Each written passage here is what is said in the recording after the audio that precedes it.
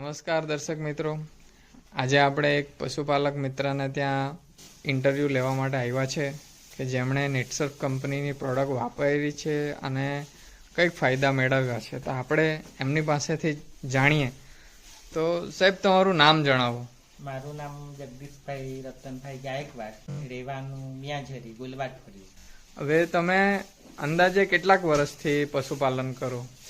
અમે 10-15 વર્ષથી 10-15 વર્ષ થઈ ગયા. હવે તમે નેટસર્ફની પ્રોડક્ટ વાપરી છે, તો એ પ્રોડક્ટ શેના માટે વાપરી?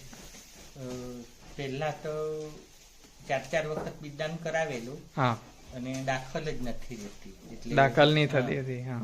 એટલે પછી બિદાન કરાવીને આ ઉમેશભાઈ પાસે આ પાવડર લીધું અને બિદાન કરાવીને પછી પાવડર ચાલુ કર્યું તો બે ગાય દાખલ થઈ ગઈ. કયો પ્રોડક્ટ વાપરી? આ ફેટવેટ.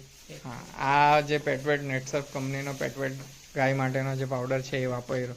તો આજે બીજદાનની તમે વાત કરી, તે કેટલોક સમય તમે આમ શું ખર્ચો કઈ કરેલો કે એના આગળ આ પાવડર ખવડાવવા પહેલા? એટલે 4 વખત બિદાન કરાયું ને દાખલ નહીં પડે. બીજી કોઈ દવા નહીં કરેલી ગાય માટે? દવાને એ તે છોડેલું. પેલા બિદાન વાળા સાહેબ લોકો આવે ને, એ લોકોએ દવા કરેલી ને પછી બિદાન કરેલું, તો પણ નહીં રહેતું હતું. અને આ પાવડરનો ડબ્બો ખવડાવ્યો તો ગાય રહી ગઈ.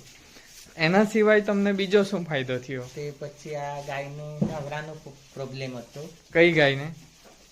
આ જ ગાયને? હા. ધાવરું એટલે શું થતું હતું? એટલે બાવડું એકદમ મોટું થઈ આવેલું ને દૂધ એકદમ બંધ જ થઈ ગયેલું. દૂધ બંધ થઈ ગયેલું ને પછી થોડું થોડું નીકળે તો એકદમ પેલું ખોદા ને પેલું આખું દૂધ ફાટેલું દહીં જેવું. બરાબર. એ કેટલોક સમય એવો રહ્યો? 2 મહિના જેવું આવું જ દૂધ નીકળતું ને એકદમ ઓછું થઈ ગયેલું. બરાબર. તો એમાં આ પાવડર અમે ઉમેશભાઈ જોડે પાછું વાત કરીને એક ડબ્બો પાવડર લાવ્યા. હા. અને એ ડબ્બો પૂરો થતામાં કયો? આજ પાવડર? આજ પાવડર. બરાબર. એટલે આ પેટવેટ પાછો તમે મંગાવ્યું? એટલે આ પાવડર નો ડબ્બો પૂરો થયો અને પાછું દૂધ સુધરી ગયું. કેટલાક સમય? 90% જેવું સુધરી ગયું. કેટલાક સમયમાં? આ એક ડબ્બો પૂરો થતા જ 2 ટાઈમ 5-5 ચમચી આપતા. હા હા હા. એટલે ડબ્બો પૂરો થતામાં દૂધમાં સુધારો થઈ ગયો. હા. અને થોડો હજુ પ્રોબ્લેમ હતો જ એટલે બીજો ડબ્બો મગાવીને હવે નહીં ગાળે ને તો દૂધ ચોખ્ખું આવતું છે. મતલબ 2 ડબ્બામાં તમારે ઓકે થઈ ગયું, પ્રોબ્લેમ સોલ્વ થઈ ગયો. અને આજે આ ડબ્બો ખવડાવવા પહેલા કોઈ તમે ડોક્ટરી દવા કરેલી કે? આજે 3 ડોક્ટર બોલાવ્યા પણ ડોક્ટર સાહેબ શું કહેતા હતા? આજે દૂધ જે નહીં આવતું હતું, આચર તો એમ ફેલ જ. હા. એક આચર તો ફેલ જ ને હવે પાછું દૂધ આવે ને આવે એની તો કોઈ ગેરંટી નહીં હતી. બરાબર. પણ આ ડબ્બો ખવડાવ્યો તો સુધરી ગયું. બરાબર. 250 દૂધ માંથી 2 લીટર દૂધ ચાલુ થયું છે કે એટલે 250 ગ્રામ જ દૂધ આવે. ગ્રામ દૂધ નીકળતું.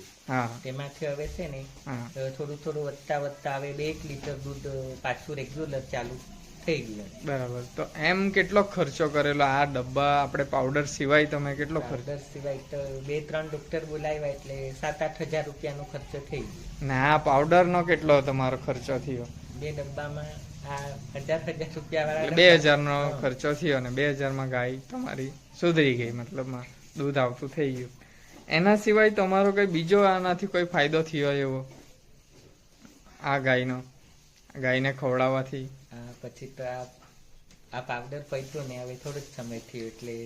હા, બરાબર. એટલે આ પ્રોબ્લેમ જે હતા એ તમારા સોલ્વ થઈ ગયા. હવે આ જે પાવડર છે એની માહિતી તમને ક્યાંથી મળેલી? આ માહિતી અમારા ગામમાં ઉમેશભાઈ ખરા ને એ ડેરી પર બોર્ડ લગાવેલો ને. આ ઉમેશભાઈ છે, એમણે તમે એમનો બોર્ડ લગાવેલો છે દવા વિશે. બરાબર. એનો નંબર ને એવું એટલે ત્યાંથી તમે કોન્ટેક્ટ કર્યો? ભાઈ ડેરીમાં આવે એટલે એમને પૂછીને પછી. તો આ જ્યારે તમે પૂછેલું કે જ્યારે તમે આ બોર્ડ વાંચેલો તો વિશ્વાસ થયેલો કે આ પાવડર પર તમને? સર, એમ વગર વિશ્વાસ જ જેવું, પણ એમ ટ્રાય કરીએ, એક વખત લાવી જોઈએ કેવું થાય એમ. આટલો બધો ખર્ચો કર્યો તો હવે આ જોઈએ વખત કરી જોઈએ તો કેવું લાગે તે ખબર પડે. તો આ પાવડર તમે વાપરીને અત્યારે ખુશ છો? હા. તમારી પ્રોબ્લેમ સોલ્વ થઈ ગઈ, મતલબ ગાયની પ્રોબ્લેમ સોલ્વ થઈ ગઈ? હા, થઈ ગયું. ઓકે. તો આજે આ વિડીયો ઘણા બધા પશુપાલક મિત્રો જોશે, તો એમના માટે તમારો શું સંદેશો છે કે એમણે આ પાવડર વાપરવો જોઈએ કે કેવું? મારે ત્યાં પ્રોબ્લેમ સોલ્વ થયા એટલે આ ધાવરા વાળાને એવા પ્રોબ્લેમ રહે તો લોકો લે તો સારું એમ. બરાબર.